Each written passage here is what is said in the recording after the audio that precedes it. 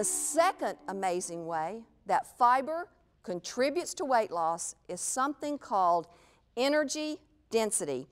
I like to call it calorie density. A calorie is a unit of energy producing potential that is contained in food and it's released upon oxidation by the body. We use calories for energy.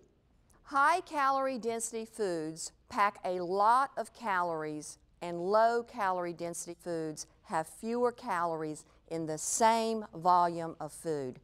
This means with low calorie density foods, you can eat a lot of food without a lot of calories. So for example, this peach has 51 calories, okay? You could eat a whole bowl of peaches to equal a chocolate bar, which has 230 calories. So that's a lot to eat in comparison in volume of food.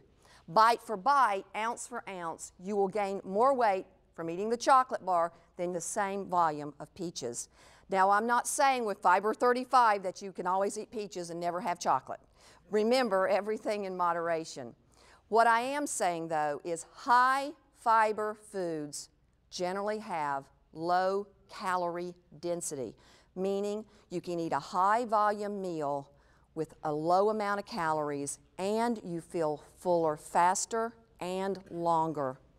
I like to call this the big food factor. With high fiber foods, you can eat a big amount of food with a little amount of calories.